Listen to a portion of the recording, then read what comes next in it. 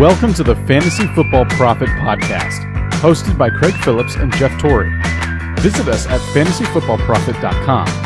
And now your hosts, Craig and Jeff. Welcome everyone to the Fantasy Football Prophet podcast. I'm Craig Phillips, joined as always by Jeff Torrey. And today, Jeff, we got a little week 10? Is that what we're going into now? Week 10, waiver edition of the show. Probably not the greatest waivers. I've been saying this every week. They're kind of not very good, but I think this one's even worse, honestly. There's not much out there. Plus, I think I might be distracted during this episode, Jeff. We're doing this Monday night. Monday Night Football's going on. I got a little matchup going on right now. I need Amir Abdullah to stop scoring touchdowns. And just let's not have him do anything. So if I get distracted and forget to answer Jeff, that's why I'm watching the game. This is going to be a little interesting here. So, Jeff, let's get right into waivers. Is there anybody you're interested in right off the top of who's your favorite? Do you have a favorite? It's hard to find a favorite. But is there one that you're like, okay, I kind of like this guy. I'd like to pick him up this week. I really have two, and they're from the same team, really. Yep. So, number one, if you need a quarterback still, I still can't believe that he's owned in less than 50%. But McCown, we've been hyping him up the last few weeks. He keeps doing well. I feel like he's the guy, if you need a quarterback, pick him up. And then him throwing to Robbie Anderson, who once again had a nice week. And this is, you can go back until week 5 where he let you down. After that, 7.6, 9.5, 16.5, 10.8. The last 3 games he has a touchdown. He's been playing really, really well. He's ranked 19. He'll probably even go a little higher on that after Monday Night Football. I don't know. Those are my two that I really, really like. What do you have? Yeah, I like Robbie Anderson a lot. And I'm surprised he even fits our list this week, because our list, if anybody hasn't listened before, we go on ESPN and take players that are owned in 50% of leagues or less. And Robbie Anderson still, as of this moment, is under it. He won't be after the waivers go through this week, obviously. People are going to pick him up, but only in 45.6% of leagues. And he's just been consistent for a while here. It's been, at least 4 really good weeks. Not really good weeks, but 4 good weeks in a row that are good enough to use in fantasy. The first one wasn't as good, I guess, 4 for 76, but you're going to take it. And then he scored touchdowns the last 3 games. He's been good. McCown's been good throwing the ball to him. So I like Robbie Anderson, especially with the bye weeks, especially this week. A lot of people players on bye again. He's been a good fill-in. And if this is more of, I guess, if you're in 3 wide receiver leagues, he's even better. In 2 wide receiver leagues, maybe you don't use him, but in 3, I think he's a good pick. I do like Robbie Anderson a lot here. And then, let me see here. Other players. Is there anybody else other than Robbie Anderson? Marquise Lee. I'm going to bring him up early on this one. We've talked about Marquise Lee before. And again, this isn't an exciting pick ever, but he might be out there in your league. He might not. He's on that borderline all the time of if he's going to be available or not. It seems like in most leagues. I kind of like Marquise Lee. I've always kind of liked him. He's in ESPN. He's on 34.7% of leagues, and he's had 3 weeks in a row where he's been decent. He went 5 for 83, then 4 for 72, then 8 for 75 and a touchdown. Not bad. If you need a wide receiver, that's a good fill-in. I don't know. You're probably not excited about Marquise Lee, but no, but once again, you're right. He is a good fill-in, and there's not a whole lot out there. So he is definitely on the radar. Another guy I kind of want to see again. I can never get excited about the guy, but Robert Woods. Yeah. He just had a big week, and he's been okay past the games before. He's kind of a little up and down. But at the same time, I feel like he gets more looks than Watkins does. And right now, Goff is playing really well. So he might be an okay play. Once again, he does worry me. But, wow, it shows how much I'm reaching on these ones. But I still kind of like Josh Doxson. He hasn't been getting a lot of catches. He almost had a big touchdown, got down at the half-yard line. That changes into a really good fantasy game. Yeah, so he's getting looks. Yep, and he had 3 receptions for 59 yards. Then he's going against Minnesota, but then it clears up a bit. So I think they're going to continue trying to get him the ball. And even only when he's getting 1 to 3 catches, he's been producing a bit. So he's, half the games he has a touchdown that he's played in. So, that's saying something. I guess we'll just keep on the wide receiver theme. We usually start running backs, but I feel like there's more wide receivers here. And this is none of these are great options, but they're all decent fill-ins. And this one might have the potential to be great. But let's throw Corey Davis' name out there again. If you haven't picked him up and you have a bench spot, I say do it. He's only played one game back now, probably eased into it. 2 catches, 28 yards. Don't look into much of that and be like, oh, he's not any good. Who knows? That's just his first game back. So I'd still throw Corey Davis on your bench. I think he has some good potential. Are you at all adding Josh Gordon? I was actually waiting to ask you the same thing. I am not for this year, but if you're in a dynasty or a keeper league, and especially if you're out of it, if you're really dwindling, throw someone else off your team, throw him on. If he turns into anything, you have him as, a chip to play. Yep. But I don't think he's going to be useful to anyone else this year. But for anyone that you can keep, if you have a spot, throw him on there. Yeah, and I don't expect anything this year. He hasn't played since 2014. And when he played, he only played 4 games that year. And he wasn't what 2013 Josh Gordon is. So when we think of Josh Gordon and how good he was, this was 2013 when he had that big year.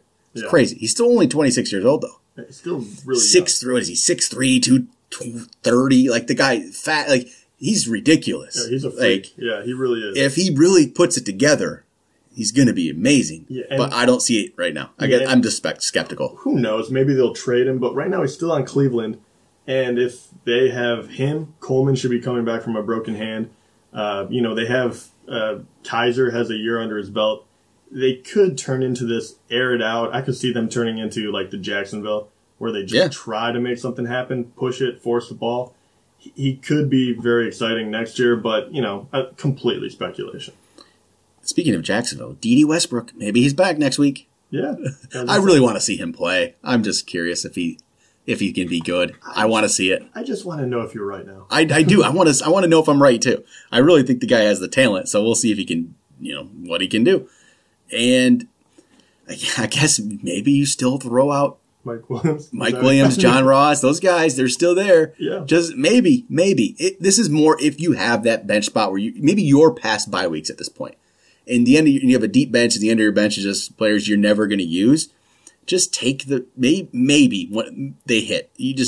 When players are that talented, they have a shot. So I just like getting those kind of players on my team and waiting and seeing what they can possibly do, because there could be something. And then I guess if you need bye week fill-ins, I hate to say the name, Terrence Williams. Maybe you throw Terrence Williams if you think last week was anything. I don't personally, but if you're in a league that we've talked about all these other guys and they're all taken and you really need somebody, you can. Terrence Williams has had productive weeks, every season for the last however many seasons. He always has something. We talk about him at least once, I feel like, in a year. His name gets brought up. And that's about it, though. So, I guess if you're hurting, there's always Alan Hearns, too. He's the other guy that gets brought up all the time. But there's nobody special this week. Deontay Thompson. We didn't talk about Deontay Thompson from Buffalo. And I don't know if he's for real, if that's actually a thing. We've seen, 2 out of 3 weeks good from him? Maybe. Do you think with Calvin Benjamin there, he's had, 2 really good weeks. So he has. If we see a third, very hard time trusting Buffalo. Oh, I don't trust him, but with Calvin Benjamin coming in there, and that Tyrod really went off last week. I don't know. I'm passing on that one, but who knows? 2 out of 3 weeks is definitely something to take a closer look at. But me personally, I'm just assuming that is kind of a flash in the pan. Kind of me too. It's wait and see. How about running backs? I think that's exhausts the wide receiver list for the week. There's not much else that I can see. That maybe if you're in a really deeper league, there's other guys that we're not talking about, but we'll go over to running backs. And Darren McFadden finally went over the 50%, so we can't talk about him. I would say don't pick him up anyway. It's going to be Alfred Morris. I've kind of come around on Alfred Morris completely now. And so running back wise, we could bring up the guys. No, I don't even want to bring Orleans Darkwa. I don't care. His team's terrible. He's under 50%. He did okay, but his team's terrible. I could bring up Marlon Mack every week. He's still under 50%. I still like Marlon Mack. But it's I think at this point, obvious they're never going to turn it over to him. And we talked about, I think, some of the issues. It's not just him running, it's pass protection that's part of his problems. So he's not going to quite get that. One guy, before we get to actual guys that are going to play this week, Danny Woodhead. This is the time to pick up Danny Woodhead, I think. And in our league, Jeff, somebody beat us to it last week, which is disappointing. I was waiting on this one for a while. Didn't bring him up yet. I was hoping we could sneak him in. But Danny Woodhead could be the pickup. Because see how they've used Buck Allen. Danny Woodhead's better than Buck Allen. If they put Danny Woodhead into the Buck Allen role, how good could he be? Even going the rest of the season. He could have some really good weeks in the playoff run for you. So, I mean, would you be adding Danny Woodhead right now? I think that's a really solid add. Yeah, I really like Danny Woodhead, and we were really high on him before he got hurt. So, the only thing that you worry about is that he has a slow, recovery time as far as like shaking off the rust and getting back into it if they take him in slowly, because this is really the playoff stretch, right? Yep. If you need to win now, it's a little worrisome, but if you're planning for the playoffs, I love Danny Woodhead, and you're just hoping that he can stay healthy for you. So Kenyon Drake went above the 50% mark, I believe. Damian Williams isn't, though. What about Damian Williams? Did you see enough, or do you think there's enough there that he could have enough value to actually be somebody worthwhile? Or I think he needs a further look. But I mean, I picked him up for one of my teams because I desperately needed a running back. He did well for me, and I'm still not sold on the guy. Yeah. So I think I got the touchdown from him. I think I kind of got lucky. I don't really trust Miami's running game. So both of those guys, if I can go different directions, I will. But if I was going to pick one, I mean, I don't know. If you were going to pick one of those two, I still think Drake just because of the early down roll. Yeah. PPR, I might go Williams because there could be some value, but I want to see another. I need to see more from it. Yeah. And I think at best, if you're in a spot, like those players aren't going to make, if you're desperate and you need players, I see it, but they're not going to be, there's neither one of them is going to be some kind of season changing player that really, helps you out at all. So I wouldn't even I think I'd avoid them, honestly, unless you really were desperate and needed something. But I just wouldn't do it. And I'm actually watching the Monday Night Football game right now. Packers are trying to get a field goal off in the half. They hit it. Oh, beautiful. That kind of took my attention away. But no, I just don't think either one of them is going to be good enough at this point. And then I'll just talk about another player here to drop. Wendell Smallwood, I just see him on my list right here. He's droppable at this point. 100%. If you have him in your team, just get rid of him. Because Ajayi is going to be probably the lead back there. Blunt's going to get some work. And definitely Corey Clement has taken over for maybe Smallwood. But Corey Clement, he's not an ad for me. I don't know if he is for you. We need to mention him because of the 3 touchdowns, whatever he had. 2, 3, I don't think he's an ad though. I'm not buying it. I'm not buying it. Yeah, he did so well. In the last 3 weeks, if it wasn't for Ajayi coming on, I would probably be pretty high on this guy. Because the last 3 weeks, 7.5, 5.4, and then obviously he blew up 24.6. But so he was kind of building a little bit of momentum. But now with that, I think it's gonna take his value away, and I think he needs those touchdowns without getting. I don't think he's gonna get 12 touches anymore. Running the ball. Yep. He might. He really didn't even get that many in the reception area. He had 1 for 15 yards and a touchdown. No, so I agree with you. He had one big week. I'd let this one go as well. I think that one is just a product of them not being able to give Ajayi quite as many snaps because he wasn't in the offense yet. And there was a blowout. They just threw somebody out there. I'll bring him up every week again, but Deontay Foreman. He's not been lighting the world on fire, but the guy's getting carries. Except for week 8, randomly did nothing? Oh, he got suspended from the... Is that what... oh, yeah. Yeah, they said... That's right. And, which we didn't even know about going into it, which was weird. No. But other than that, it's like every other game then. 12 carries, all year. 12, 8, 13, 14, 4, 12, 11. Like, he's getting a lot of carries. Not very productive with them.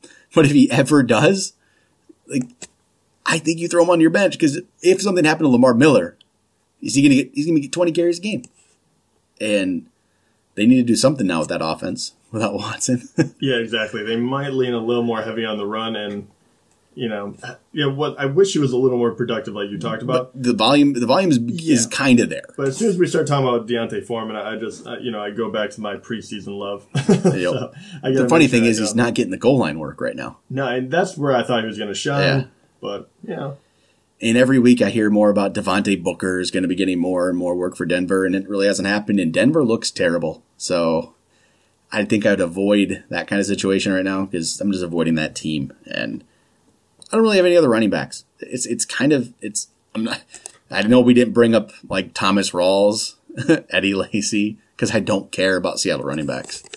I don't care. What do you think about I just hate possibly him. Eddie Lacy, right? I mean, he got hurt, so they pulled him out of the game. I can't stay healthy. I mean, I agree, but you saw that they were actually going to give him a legit shot to be the primary back. Because there are really no running backs. Very, very few out here. Does he spark your interest at all? Honestly, I just can't buy into it right now. I did a little bit last week. A little bit. I saw the beginning of the game, I'm like, maybe, and then he just goes down with an injury again. I'm like, yeah, this is Eddie Lacy. I can't get excited about it. And so I'm just going to avoid it, and I can't recommend him basically to anybody. So that's about it. That's all I got for running backs. How about see if we got some quarterback streamers this week? I got one of them here. He's owned in just under 50% of leagues. Jared Goff. I think Jared Goff could have a big week. He's going against, the Texans? Texans defense has not been very good against the pass for the most part. And Brissett did okay against them even. I think Goff could have a big week. And that'd be my number one by far QB streamer this week is going to be, number two is going to be Josh McCown for me. It's Goff and Josh McCown. I think both of them could have good weeks. And I think for once you actually have some good streaming options. Yeah, and obviously I like both of those guys. My question is Jimmy Garoppolo. Do you have any interest? No, not yet. I'd have to see something. Yeah, I know that is going to be the name that gets brought up. I'm not even sold on him. I don't understand why he was such a high-profile get, or everyone was trying to get him early in the year. I really haven't seen him do anything. I mean, he's played basically a quarter and a half of NFL football, or a game and a half of NFL football. That's it. 6 quarters, I think. So he could be good. Yep. One last one I have to ask: what about Brissett? Last 2 weeks have been pretty good. Pittsburgh's better, so they have though. They've been pretty decent weeks. Pittsburgh has been probably top 4, top 5 passing defense against fantasy. So I can't buy a Brissett in that game. I can see the appeal the way he's been playing. If it was a different opponent, I would. But I think with this week, if you have the options of Goff, if you have the options of McCown, I think you take those over him. Normally you'd go like the quarterback going against San Francisco. That's who you'd want to pick. And it's weird. It's Eli Manning. So normally I could recommend it, but I can't. Not with how... yes, this is probably the game where Eli goes off, right? This is that game. So if you're desperate, I'd still go Goff McCown. Eli might be like my third option. That's probably where I'd go if you have to go there. I don't like it at all. I wouldn't feel comfortable with it, but sometimes you have no options. So you got to do what you got to do. All right, I think that's it, Jeff. This is probably the worst waiver week of the season, I would say. I mean, there's no sure things here. There's nobody I'm really terribly excited about. Maybe Robbie Anderson's my favorite player, and that's the thing. That's the sad part. I think it probably is the worst, but if you had to ask me, I think Robbie Anderson at wide receiver, I think you can safely say that. And I think McCown is a very safe pick, and then I think Goff is kind of a high if you really need a higher risk-reward type player. Yep. I think he's one too. So, and there is no one, I know we skipped over tight end. There's really no one tight end besides for maybe Austin Hooper that's below 50%. But tight end is believe me, I've looked at that heavily because I have to pick up a tight end to replace Travis Kelce next week, and I don't know what to do. I'm having a hard time with this one because I mean, what do you do? Do you go Austin Hooper? No. I mean, no. I just don't like any of those options. No, I can't recommend it. I don't even know what I'm going to do. So we'll see. But I think that's going to do it for waivers. We'll be back tomorrow with rankings. We'll do quarterbacks, running backs. Talk to you guys then.